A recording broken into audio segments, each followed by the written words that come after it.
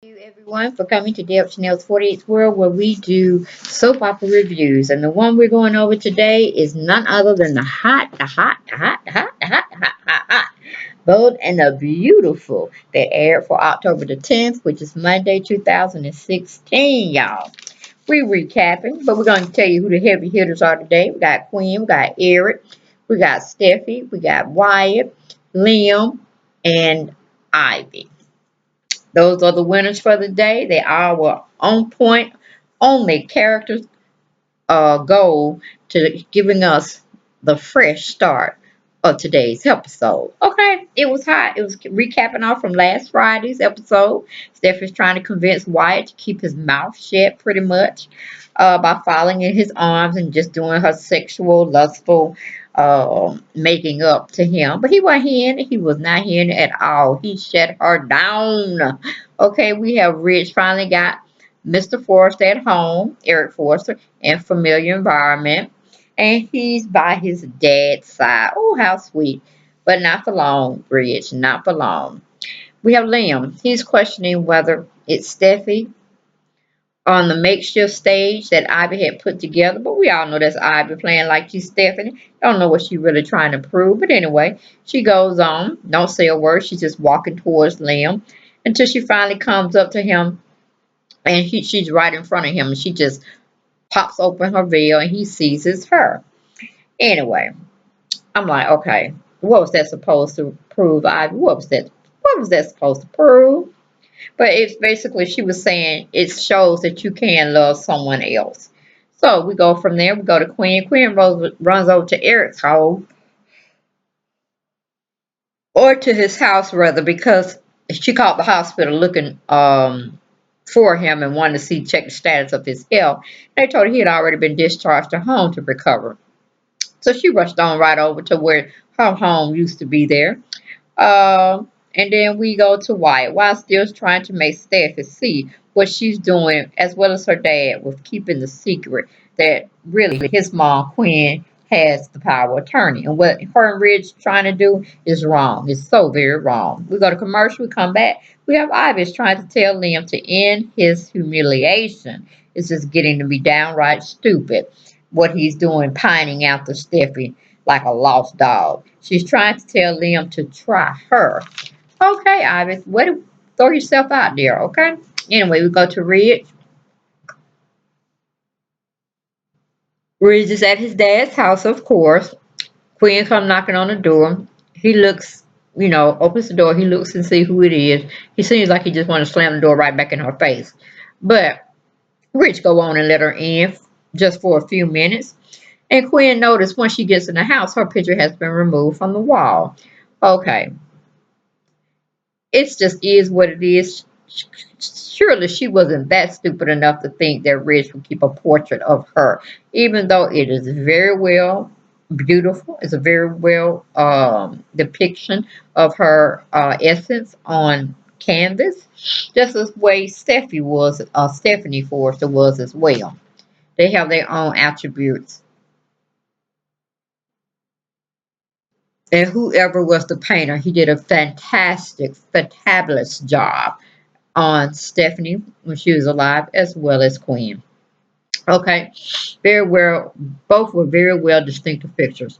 Okay, we go on to Ridge. Ridge lets her have 5 minutes because she's just begging, begging, begging, begging like a child in a candy store, a grocery store, and they just want something. They say if they can just have this particular item, they'll shut up, they'll comply, they won't, worry their parents anymore. So he said, okay, you acting like a little child, this, that, or the other. You got 5 minutes. 5 minutes to see Dad. So she rushes up before he can say five, up the stairs to see her beloved husband, Eric Forrester. Then we go to Steph. Steph is trying to tell Quinn she's trying to tell Wyatt about his mama Quinn. She's lethal. She's still telling Wyatt to not tell, to keep the secret. And if Wyatt sit on this secret, I'm telling you, I'm gonna have to just come and really write the writers and say, what is the hell going on? Cause nobody gonna sit here and let their parent go through hell and high water when they can do something to ease their pain. Okay?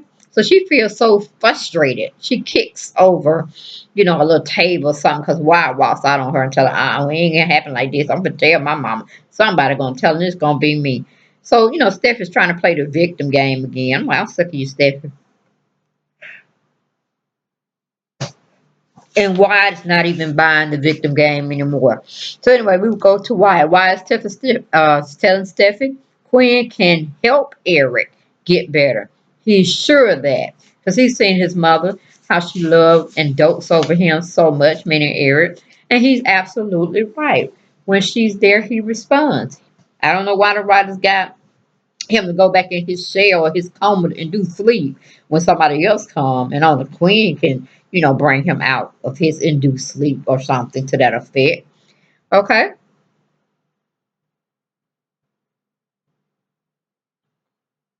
Queen kisses Eric's hand while she's in the room with him, being totally alone because she asked the nurse to step out for a moment so she can have some long time with her husband. And she looks at him in such an endearing way. I'm like, why don't want to let Quinn be Quinn and just go and let her go and get Mr. Forrester back to this earthly plane so he can wake up and he can really tell them what's going on, or at least she'll be done cussed all them out and got them out the house or whatnot. But at least something will be done other than this Eric wake up, Eric go back to sleep, Eric wake up, Eric go back to sleep. Okay, writers, y'all need to bring Eric back full force and in a hurry, okay? We go to commercial, we come back, we have Liam tells Ivy he's flattered that she still loves him and she still want to be with him and all this, that, and the other. But he's not interested in her or no other woman for that fact. He longs and needs Steffi. And he can't give up on her. Not now, not ever, he don't think. Okay, Watts in the abyss somewhere. We're gonna leave him right over there in that little Bermuda Triangle.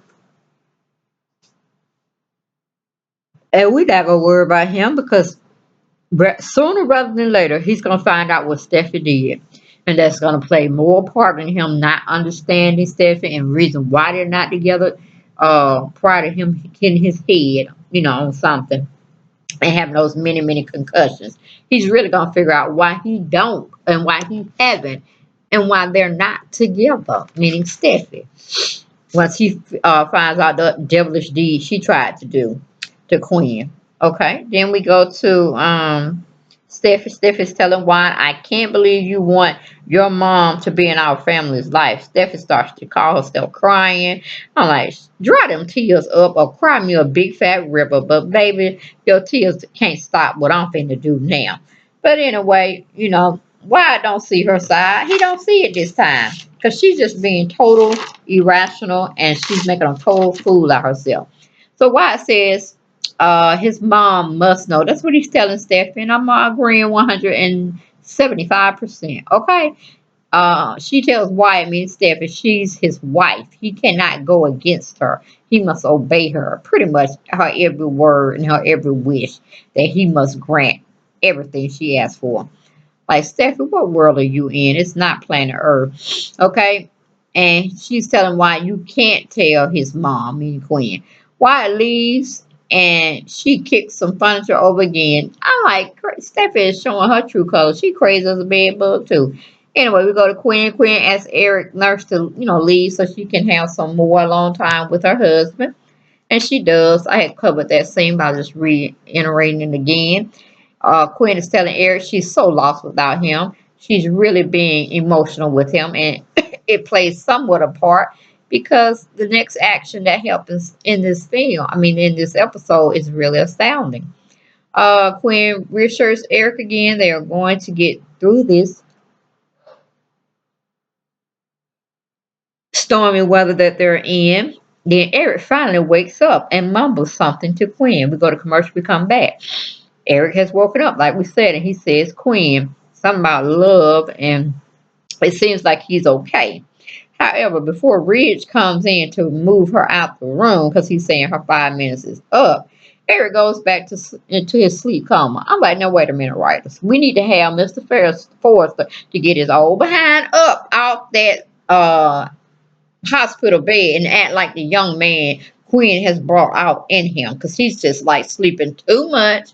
He looking like a little snowman up there. I'm glad they kind of got him a little trimmed up. I'm like, he's finna look like Frosty the Snowman after a while with all the white gray beard overgrowth on his face. So I'm like, come on now, writers. We need to pull him out of the coma or the sleep induced sleep they got him going in. We need to get him woke this week or in this particular couple of episodes. Really tomorrow he need to wake up and be very well rested and very well ready to get back on his feet. Okay, so I'm tired of seeing him laying down. Okay, then we go to like I said, Eric trying to get her out the room and all this, that, and the other. And he comes into the room grabbing on her, trying to force out the room, and she's trying to tell him that Eric actually came out of his, sleep coma, what do you call it? And he was really trying to talk with her and this, that, and that. Of course, Ridge don't want to believe it. He ain't gonna believe it. But he gets Quinn and brings her downstairs, pretty much manhandling her. And then, they start fussing a lot, and Ridge opens the door to pretty much, I guess, push, kick, however he gonna get Quinn out of that house is gonna be by force. And anyway, why he appears in the doorstep. Of course, the Ridge don't see him at that particular time. But when Quinn noticed her son is there, she holler out, Wyatt, Wyatt, come on in. She tells him the little comes and goings that Eric had briefly with her when it came to him waking up briefly and telling her he loved her and this, that, and the other, and he went back to sleep.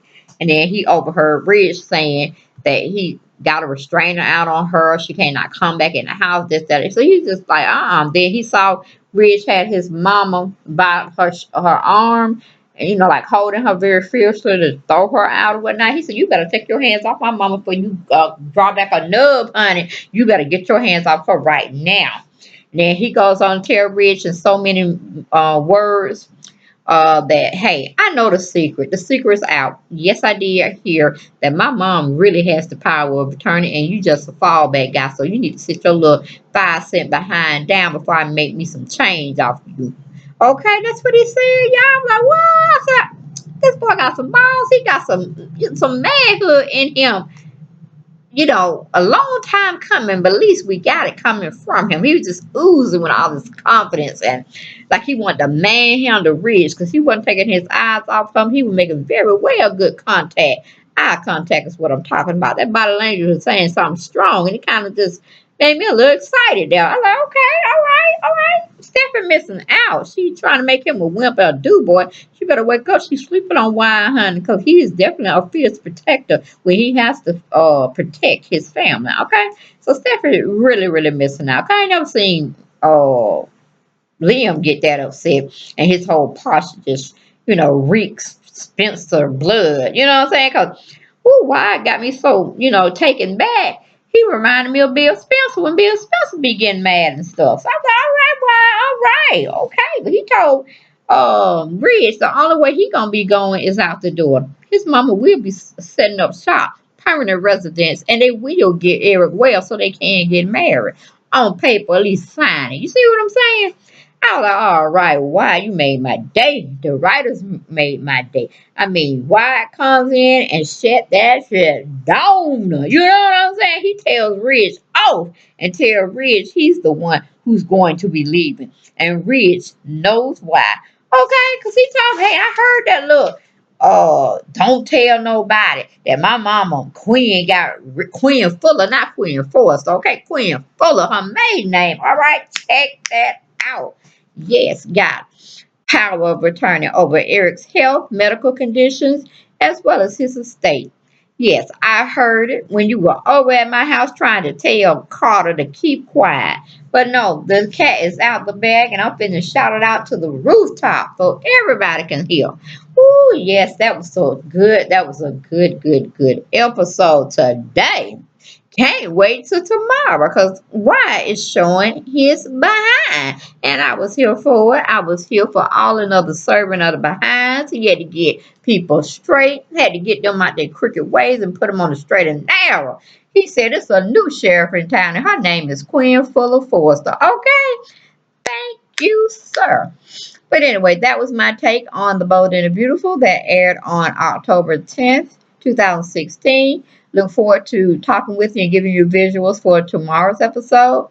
But until then, blessings and peace. Good night.